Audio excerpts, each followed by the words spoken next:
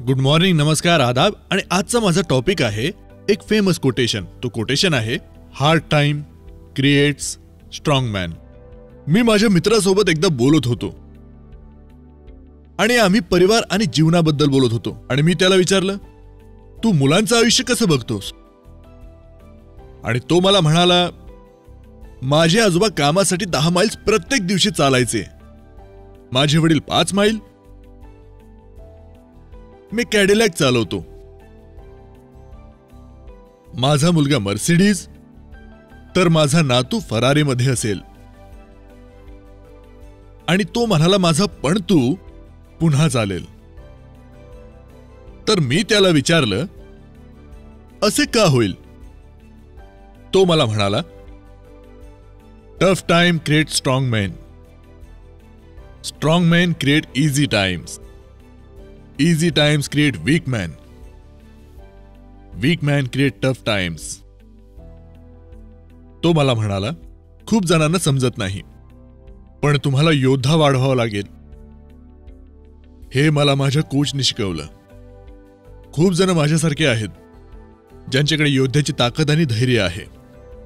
Strong man creates good time and good time creates weak man and weak man creates hard time. आणि ही एक खूप प्रसिद्ध म्हण आहे की जेव्हा वेळ कठीण असते, अडचणी असतात, तेव्हा माणसाला खूप स्ट्रगल करावा लागतो, खूप मेहनत घ्यावी लागते आणि त्यामुळे चांगले लोक निर्माण होतात.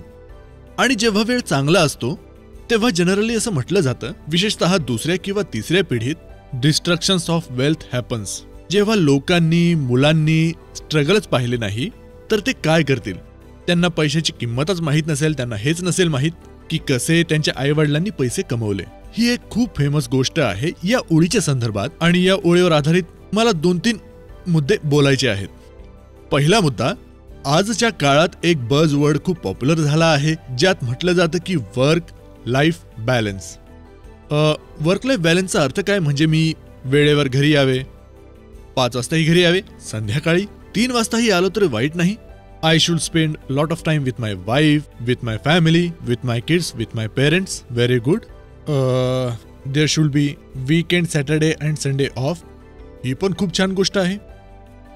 हा एक क्रायटेरिया आहे. पण वर्क लाईफ बॅलन्स मध्ये जो आउटकम आहे, जो इन्कम आहे, जे पैसे आहे, ते होऊ शकते की तुम्हाला 20-25 वर्षामध्ये एखादी कार घेऊ शकता, तुम्ही तुमचं घर घेऊ शकता. पण लोक असे विचार करत नाही. ते एका बाजूला म्हणतात की वर्क लाईफ बॅलन्स मध्ये they should get all the comfort.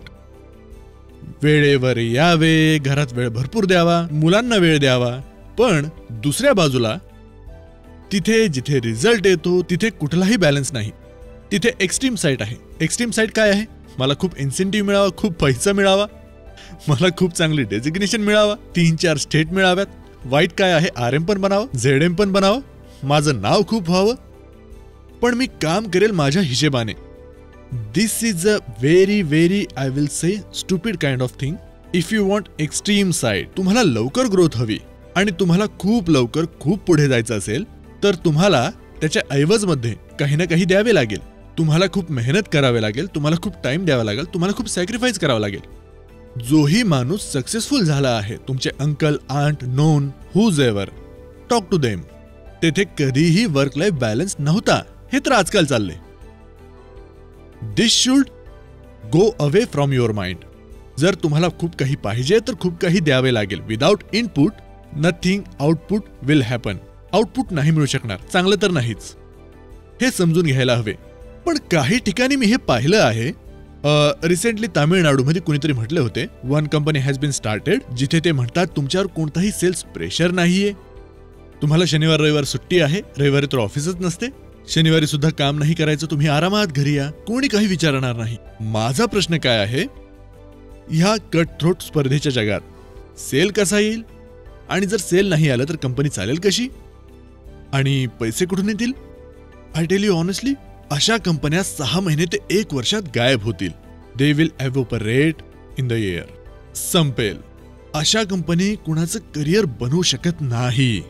जोपर्यंत प्रेशर नाही पडणार, जोपर्यंत तुम्ही मेहनत नाही करणार, जोपर्यंत तुमच्यात या गोष्टीचा विचार नाहीये की मला कंटिन्युअसली इम्प्रूव्ह करायचंय, आय शुड बिकम बेटर, जोपर्यंत हा विचार तुमच्या डोक्यात येत नाही की पास्टच्या वर्किंगने की पास्टच्या सक्सेसने I should not really measure my future success. एक खूप फेमस गोष्ट आहे ज्यामध्ये म्हणतात की I have done this, I have done that. तर लोक म्हणतात मग काय, that has what will you do. जे पास्ट मध्ये केलं त्याला विसरा. केलं होतं काही नाही, मला सांगू नका, मला इम्प्रेस करू नका की तुम्ही हे इम्पॅक्ट केलं आहे.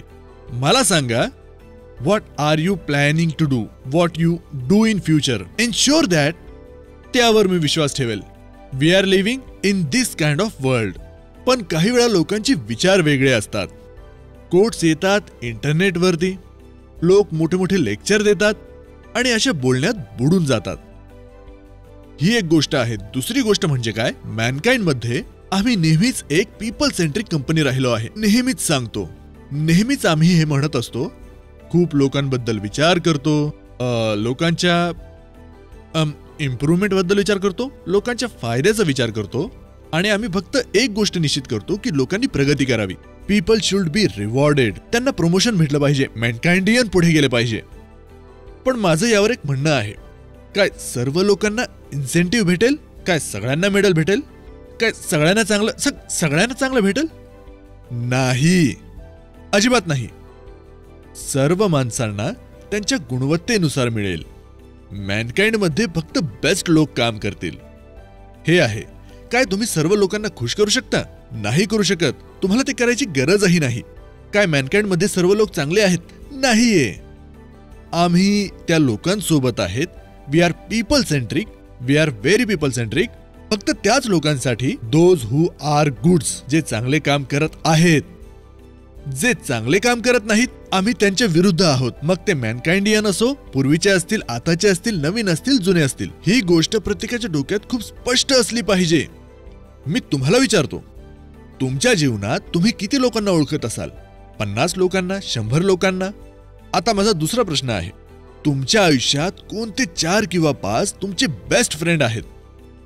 4-5च असतील तर 50-60 लोकांमध्ये ते 4-5 लोक तुमचे बेस्ट फ्रेंड का बनले? कारण ते खूप चांगले वाटतात तुम्हाला. याच प्रकारे कंपनीमध्येही आहे. तुमच्याकडे त्या 5-6 जणांशिवाय काही असेही मित्र असतील ज्यांना तुम्ही चांगले मित्र म्हणता. ते बेस्ट नसतील पण चांगले असतील, तर तेही झाले. आता ते 15 झाले, 5 बेस्ट फ्रेंड आणि 10 तुमचे चांगले मित्र. त्यानंतर तुमच्याकडे 20-25 जण असेही असतील ज्या लोकांना तुम्ही ओळखता, माहितीये, तुम्ही त्यांच्याबद्दल चांगले विचार ठेवता. तेही चांगले झाले. And there would be 10-20 people जे तुम्हाला आवडत नसतील, ज्यांना तुम्ही भेटू इच्छित नाही. तर तुम्ही तुमच्या युनिव्हर्समध्ये, तुमच्या लाईफमध्ये हे विचार करता, तर मॅनकाइंडने का नाही करावा? मॅनकाइंड नेहमीच सॅग्रिगेट करण्याचा प्रयत्न करेल आणि नेहमीच सांगेल, हे खूप चांगले आहे, हे चांगले आहेत आणि हे बॉटमवर आहेत. Just remember in every meeting, wherever you encountered me, what's my positioning. नेहमीच या मीटिंग मध्ये जेवढेही लोक बसले आहेत, कोणते तुम्हाला वाटतात की टॉप 5 मेडिकल रॅप्स आहेत आणि कोणत्या हिशोबाने म्हणताय की 5 बेस्ट मेडिकल रॅप आहेत? का आहेत ते? I use to ask this question. त्यानंतर माझा नेक्स्ट क्वेश्चन होता, या मीटिंग मध्ये जेवढेही रॅप बसलेले आहे, या 30 लोकांमध्ये 5 चांगले आहेत मेडिकल रॅप्स? तर मला सांगा, बॉटमवर 4-5 कोणते लोक आहेत आणि ते का आहेत बॉटमवर? I use to ask and I use to always. Meeting मध्ये चांगल्या लोकांचं नेहमी कौतुक करत असतो आणि टीकाही करतो त्यांची, जे लोक परफॉर्म व्यवस्थित करत नाहीत. याचा अर्थ काय आहे? We are always segregating and always giving more incentive to those people those are performing better. We want to always use to punish those people those were inefficient, corrupt, in prediction करत होते. कधीही त्यांना प्रोत्साहन दिले नाही. आम्ही अशाच प्रकारची पीपल सेंट्रिक कंपनी आहोत. काही लोकांनी असा विचार केला, सगळ्यांना द्या सर्व काही. सगळ्यांना सर्व काही नाही देऊ शकत. आपण चांगल्यांना खूप काही देऊ आणि वाईटला काहीच देणार नाही. हीच आमची पीपल सेंट्रिक फिलॉसॉफी आहे. जेव्हा आपण म्हणतो मॅनकाइंड मध्ये आम्ही खूप पीपल सेंट्रिक आहोत, तेव्हा फक्त आमच्या शब्दांवर विश्वास ठेवू नका. आमच्या पॉलिसीज बघा. पीपल सेंट्रिसिटी आणि त्याच वेळी merit based earning, merit based promotions, हेच मॅनकाइंडचं नेहमीचं सूत्र राहिलं आहे. तुम्ही काहीही पहा. का आम्ही म्हणतो की मॅनकाइंड मधील इन्सेंटिव्ह फिनॉमिनल असायला हवे आणि प्रत्येक वर्षी त्याला इम्प्रूव्ह केलं आहे. आणि खरं सांगू, ऑनेस्टली या वर्षीचं इन्सेंटिव्ह हे आतापर्यंत उत्तम असणार. गेल्या वर्षीच्या तुलनेत आम्ही 50% जास्त इन्सेंटिव्ह देणार आहोत. गेल्या वर्षीपेक्षा जास्त खर्च करणार आहोत. आणि याचा अर्थ काय? आतापर्यंत जेवढेही पॉलिसी आले आहेत, आतापर्यंत बेस्ट इन्सेंटिव्ह हा ठेवला आहे. एका मागून एक एक्स्ट्रा माईल आहे, स्वित्झर्लंड ट्रिप आहे, आणि मग मोटर बाईक पण आहे. खूप काही आहे. प्रत्येक प्रकारच्या मेडिकल रॅपसाठी काही ना काही इन्सेंटिव्ह आहे. हे सगळं स्पष्ट दाखवतो की आपण किती पीपल सेंट्रिक आहे. पण जर कोणी म्हणालं की आम्ही सर्वांना द्यावं, बिना ग्रोथचं द्यावं, बिना परफॉर्मन्स चेक करता द्यावं, त्यांनी काम केलं नाही तरी द्यावं, ते नाही होणार. That's absolutely clear cut. यामध्ये तुम्हाला अजून एक गोष्ट सांगतो. फक्त लोकांना संधी द्यावी म्हणून, कारण आपण सध्या ट्रान्सफॉर्मेशन मोडमध्ये आहोत. मोड खूप जबरदस्त ट्रान्सफॉर्मेशन चालू आहे मॅनकाइंड मध्ये. तर जर तुम्हाला खूप काळ निगेटिव्ह असूनही मिळत राहिलं आहे, बोलल्यानंतरही तुम्ही देत राहिलात, तर लोकांना सवय होईल. अप्रॉक्सिमेटली 150 लोक असे आहेत ज्यांना गेल्या वर्षाचं कॅश अवॉर्ड मिळणार नाही या वर्षी. पण तरीही तुम्ही पीपल सेंट्रिसिटी बघा. आम्ही ठरवलं आहे की जर तुम्ही पहिल्या तिमाहीत ग्रोथ घेऊन आलात, तर तुमचं जेही होल्ड कॅश अवॉर्ड आहे त्याचे 50% तुम्हाला दिले जाईल. जर तुम्ही पहिल्या 6 महिन्यामध्ये 5% प्लस ग्रोथ घेऊन आले, कारण डिफरंट सर्कमस्टन्सेस, काही जागेवर जागा रिक्त असल्यामुळे ग्रोथ यायला अडचण येत आहे, तर तुम्हाला मागच्या वर्षीचा जो होल्ड इन्सेंटिव्ह आहे ते पूर्ण दिले जाईल. कोणत्या कंपनीमध्ये असे होते? बहुतेक कंपन्यांमध्ये फक्त गणित केले जाते, पॉलिसी पाहिले जाते आणि लागू केले जाते. मग मॅनकाइंड मध्ये असं का घडलं?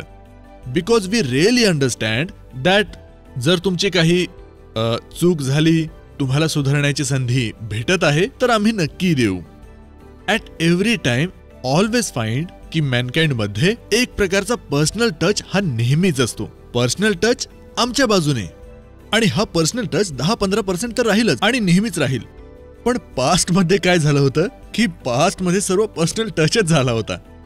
तुमची नेगेटिव्ह ग्रोथ आहे, सेल नाही केली तरी मेडल भेटल, या प्रकारचे कल्चर तेव्हा बनत होतं. याला संपवण्यात आलं आणि या वर्षापासून सगळं परफॉर्मन्सवर आधारित होईल. पॉलिसीज ह्या अजून जास्त कडक होतील. आणि हो, हे नक्कीच आहे, जे चांगलं काम करतील ते पुढे जातील, जे चांगलं काम करणार नाही ते उघड होणार. अजून एक पूर्वीची चूक होती जी आपण दुरुस्त करत आहोत सध्या. त्याला म्हणतात अकाउंटेबिलिटी. अकाउंटेबिलिटी तेव्हाच येते जेव्हा प्रश्न विचारले जातात, आणि क्वेश्चनिंग तेव्हा होते जेव्हा आपल्याकडे डेटा असतो. तुम्ही डेटा घेतात, तुम्ही मागचं परफॉर्मन्स तपासतात, तुमच्या मागच्या स्टेटमेंट बद्दल तपासतात, आणि मग त्यावर चर्चा होते. So if you are good, if you want to rise, if you want to learning, this is the best company. जर तुमच्या जीवच नाहीये, तुम्ही मेहनत नाही करू शकत, तुम्हाला सगळं काही सहज मिळावं, तर ही वाईट कंपनी आहे, काही मिळणार नाही. अजून एक क्वालिटी आहे मॅनकाइंड मध्ये की आपण खूप प्रामाणिक आहोत आपल्या लोकांसोबत. जर तुम्ही मला बघितलं असेल, मी खूप सरळ बोलतो, मनातून बोलतो.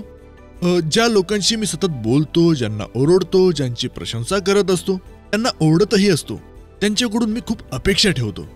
पण माझी एक सवय आहे की मी माझ्या भावना लोकांपर्यंत पोहोचवतो, जेणेकरून ते खरंच समजून घेतील.